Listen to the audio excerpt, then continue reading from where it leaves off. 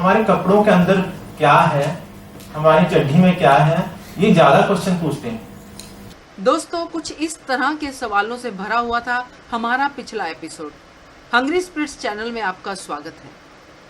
आज हम ये जानेंगे कि आखिर इन लोगों के साथ, किन्नरों के साथ कोई और लोग भी हैं जो इनके साथ पैर से पैर मिलाकर काम करना चाहते हैं। आइए देखते हैं। Why Israel? When the Supreme Court says that they are a kinnar और तृतीयपंथी, आप उसको यूज कीजिए। आज जब आपके घर में शुभ काम होता है तो आपको उनकी जरूरत होती है, आप उनको देखते हैं, बुलाते हैं, उनकी इज्जत करते हैं। जब आपका काम निकल जाता है तो एकदम टिपिकल मारवाड़ी स्टाइल में, सॉरी टू से दैट, आप निकाल के फेंक देते हैं। तो आदमी अपनी सहूलियत के हिसाब से उनको यूज करता है, रखता है। दूसरा, कोई भी आदमी वैसा बनना नहीं चाहता है, वो बनते हैं, they are a by product of their parents which is not taken care by at that particular time. So where they are isolated from, उनके समाज से कटे हैं, उनके फैमिली से कटे हैं, हर लोगों से कटे हैं। आप उनको वो एनवायरमेंट दीजिए, वो जगह दीजिए जहां से वो अपनी पहचान बना सके, जहां से ये अपनी पहचान बना सके। सुप्रीम कोर्ट ने इनके लिए कुछ कानून बनाए, क्या वो कानून लागू हुए? अभी तक हम लोग इक्वालिटी के लिए तरस रहे हैं। सुप्रीम कोर्ट ने 2014 में 15 अप्रैल 2014 को इक्वल राइट्स तो दे दिए, लेकिन अभी संसद में वो बिल पेंडिंग है जो कि पास नहीं हुआ अभी। दोस्तों, सुप्रीम कोर्ट के रूल के हिसाब से हमारे जो डेली रूटीन के फॉर्म्स होते हैं, जैसे एम्प्लॉयमेंट के लिए, रेलवे टिकट के लिए, एडमिशन के लिए, हॉस्पिटल में, हमें उसमें 2 कॉलम दिए जाते हैं, मेल एंड फीमेल। बट इस रूल के हिसाब से एक और कॉलम उसमें ऐड किया गया जो था थर्ड जेंडर। तो क्या ये कॉलम उसमें ऐड हुआ? अगर हुआ तो कैसे हुआ? सोनाली इसके बारे में बेटर बता सकती है। ये नहीं कि परफेक्ट नहीं है वहां पर थर्ड जेंडर, मतलब तीसरी, व्हाटएवर, लेकिन अदर है, मतलब उसमें भी लोग ने ये सोच लिया कि ये अलग है,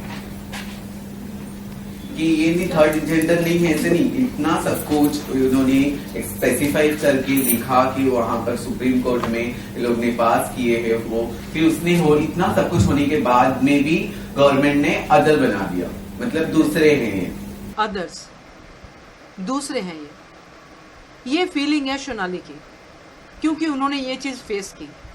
पर क्या धनंजय ने भी ऐसा फेस किया? अगर ऐसा फेस किया तो उसने फाइट किया अपने हक के लिए। देखते हैं क्या कहते हैं धनंजय। जैसे अब मेरे यूनिवर्सिटी में एडमिशन लेना था, तो मैंने कहा कि मैंने एडमिशन करना है तो फॉर्म में थर्ड जेंडर करो, तो उन्होंने कर लिया। जैसे जैसे हम लोग फैसिलिटीज के लिए आगे बढ़ते हैं तो उनको लगता है कि हाँ अब ये लोग आगे हैं तो इनको हमें देना है। दोस्तों, इसे कहते हैं अपने हक की लड़ाई। धनंजय ने अपने हक की लड़ाई लड़ी और अपने फॉर्म में थर्ड जेंडर का कॉलम बना के यूनिवर्सिटी में एडमिशन लिया। अब वो पंजाब यूनिवर्सिटी में एमए कर रहे हैं। तो क्या एडमिशन तक ही ये प्रॉब्लम आई या आगे भी उनको पढ़ाई में कोई प्रॉब्लम आई स्टूडेंट से या किसी और से? देखते हैं। सर, यूनिवर्सिटी में भी ऐसा ही है। स्टूडेंट्स, जब मेरी एडमिशन हुई थी लोग डरते थे, मतलब स्टूडेंट सेंटर जाती थी तो लोग मेरे लिए रास्ता छोड़ देते थे। तो मैं सोचती थी ऐसा क्या है मेरे अंदर, तब क्या चीज है। आप चले जाओगे पंजाब यूनिवर्सिटी में, लोग ये बोलते थकते नहीं कि इस इंसान ने अपना स्पेस खुद क्रिएट किया है। खुद मैंने वहां पर, अब स्टूडेंट्स मेरे तरफते हैं मिलने के लिए, मैं यूनिवर्सिटी गई। Thank you. दोस्तों, ये समस्याएं जिनमें से धनंजय ने निकल के अपने आप को प्रूव किया कि वो हम जैसे ही हैं, यूनिवर्सिटी में एडमिशन लेके लोगों के दिलों में जगह बना के। पर ये जो प्रॉब्लम्स हैं खाली इन्हीं को आती हैं या इनसे रिलेटेड जो बोर्ड्स हैं जैसे किन्नर वेलफेयर बोर्ड है कि उनको भी आती हैं? हमारे यहाँ पे मौजूद थे किन्नर वेलफेयर बोर्ड पंजाब से मिस्टर प्रवीण कोमल। आइए जानते हैं उनको किस तरह की समस्याएं फेस करनी पड़ती हैं। रिसेंटली पीछे एक केस था पटियाला का, सिमरन नाम की लड़की है जो कि ग्रेजुएट है, वो उसकी भुगत डाली एक और वहां डेरे में गीता ने, तो उसने वहां से अपनी टोली के साथ जाना शुरू कर दिया। लेकिन जब वो वहां पे गए तो वहां आधा एरिया किसी और का पड़ता था, तो उन्होंने जमकर एक दूसरे की मारपीट की। हॉस्पिटल में गए दोनों ग्रुप, और पीठ जब हमने दोनों की देखी जाके, नील इतने इतने बड़े नीले निशान पड़े हुए। फिर मैंने उनकी काउंसलिंग की, उनकी क्लास लगाई, उनके गुरुओं को बुला लिया, उनको बिठाया कि भाई ऐसा मत किया करो, कितना फर्क पड़ जाएगा आपका। आप 10,000 रुपये उससे कम ले लोगे, 20,000 उससे कम ले लोगे, क्योंकि वहां पे पंजाब में 50,000 20,000 से मीटर कम नहीं गिरता, वहां डेरा सिस्टम है। तो ऐसे ऐसे केसेस आ जाते हैं। अनपढ़ता, और हम ये नहीं बात करते कि अनपढ़ है वो ऐसा करते हैं, पढ़े लिखे भी ऐसी बात करते हैं। सही बात। ये इस तरह के कई केसेस सामने आते हैं। सही बात है। दोस्तों, इस तरह की समस्याएं फेस करनी पड़ती हैं इन बोर्ड्स को, पर ऐसा नहीं है कि इनका सॉल्यूशन नहीं है और ये लोग करते नहीं हैं। ये लोग बाकायदा करते हैं और इन लोगों को इस प्रॉब्लम से निकालते हैं। तो मेरा ये कहने का मतलब है कि ये सिर्फ इन लोगों की प्रॉब्लम्स नहीं है, ये हमारी भी प्रॉब्लम्स हैं, क्योंकि ये हमारा ही हिस्सा है। हम लोगों में भी लड़ाइयाँ होती हैं, झगड़े होते हैं। इसलिए ये ऐसा नहीं कि ये कुछ अलग ही कम्युनिटी है जिनके साथ ये चीज़ें होती हैं। अच्छे बुरे लोग हर जगह होते हैं। तो इस लेवल पे हम लोग अगर सोचेंगे तो हम लोग इनके लिए, अपने लिए कुछ कर पाएंगे। धनंजय ने इस बात को बड़े ही अच्छे तरीके से समझाया कि कैसे हमें हिजड़ों के लिए काम करना चाहिए, कैसे उनको हाईलाइट करना चाहिए। आइए सुनते हैं। आपने बोला कि अच्छे बुरे तो हर जगह होते हैं। एक इंसान के बुरे करने से इतने हजारों लोग जो ट्रांसजेंडर वो बुरे नहीं हो जाएंगे। उन्हें बहुत सारे लोग अच्छा काम कर रहे हैं। आप उन चीजों को पकड़िए।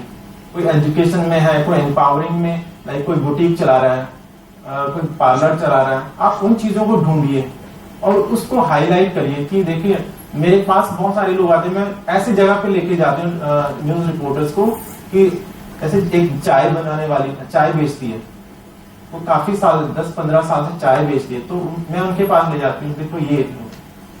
धनंजय ने तो अपना काम कर दिया और करते रहेंगे। ये बात तो उनकी बातें सुन के हमें समझ में आ गई है। अब हमारा काम है मीडिया वालों का कि हम इन लोगों को, इस कम्युनिटी को किस तरह से मोटिवेट करते हैं, उन स्टोरीज को कवर करके जो कि इनकी वो साइड दिखाती है जिसमें नाकामयाबी है, एक तरह का दुख है, तकलीफ है, या वो साइड दिखा के जिसमें ये लोग पढ़ लिख कर किसी मुकाम पर पहुंच रहे हैं। तो दोस्तों, ये हमारा काम है। आइए सुनते हैं सोनाली का क्या कहना है। एक बात बोल रही हूँ, मतलब हो गए कुछ साल पहले, मैं पहले कोलीवाड़ा में रहती थी, जीटीबी में, तभी वहां पर स्लम एरिया में रहती थी। और मैं पहले, उससे पहले मैं खारगर में रहती, मेरी फैमिली के साथ में, अच्छे सोसाइटी में। लेकिन जैसे मेरे को कन्वर्ट होना था, उसके बाद में कन्वर्ट होने के बाद में मैं आ गई खारगर में। वहां से फिर यहाँ पर साइन कोलीवाड़ा में आ गई, वो स्लम एरिया था। मैं फिर भी एडजस्ट करती गई कि मुझे ये कम्युनिटी में रहना है, लेकिन मेरे को यही ड्रेसिंग में रहना है, जो भी होगा सफर वो मैं कर लूंगी। क्योंकि मुझे जैसे रहना था, मेरे को अपने जैसे ढंग के कपड़े पहनना था, वन पीस पहनना था, शॉर्ट पहनना था, वॉट एवर। तो मेरे को जैसे जीना था लेडीज वेयर में करके मैं यहाँ पर आ गई। फिर भी वो स्लम एरिया में एडजस्ट करते रही। फिर वहां से उठ के वापस एक बार ऐसा टाइम आ गया, वहां से उठ के वापस से मेरी मम्मी के साथ में मेरा कनेक्शन हो गया था, तो मैं वापस से मेरी मम्मी के नियर बाय में वहां से शिफ्ट हो गई। लेकिन वहां पर मैं शो ऑफ कैसे करूं, क्योंकि सोसाइटी में वोंट अलाउ कि ट्रांसजेंडर क्या रुक सकती है, ये अकेले कैसे रहेगी, ये हिजड़ा हमारी सोसाइटी में नहीं चाहिए। मैंने 2-3 बार पूछी, लेकिन वहां पर मेरे को रिजेक्ट कर दी। जिस दिन अपने खुद के माँ बाप हमको एक्सेप्ट कर लेंगे कि भैया ये मेरा बेटा ट्रांसजेंडर है, हाँ भाई है, और वो मेरे घर में रहने वाला है, तुम्हारे को पसंद नहीं आता तो अपना घर खाली करके चले जा। कितने माँ बाप बोलने के लिए तैयार है जिस दिन, और वो काम हम कर सकते हैं। हमको अवेयरनेस क्रिएट करना है through online media, through your video, through जो भी लिखो, लेफ्ट राइट एंड सेंटर लिखो, और माँ बाप को बोलो नहीं, तुम्हारा बेटा जैसा भी है ऊपर वाले ने तुम्हारे घर में पैदा किया है साहब, उसको मेरे घर में नहीं पैदा किया, किसी और के घर में नहीं पैदा किया, मेरे घर में पैदा किया है, तो उसको एक्सेप्ट करने की धमक होनी चाहिए तुम्हारे को। कि ये हिजड़ा इश्यूज या ट्रांसजेंडर इश्यूज या थर्ड जेंडर डिबेट को उसको ना बुलाते हुए हमको इसको एक ह्यूमन राइट्स इशू की तरह देखना है। जैसे आपने एक पॉइंट कहा था कि it's not we against them, या हम और वो, ऐसा नहीं है, ये हम सब की बात है।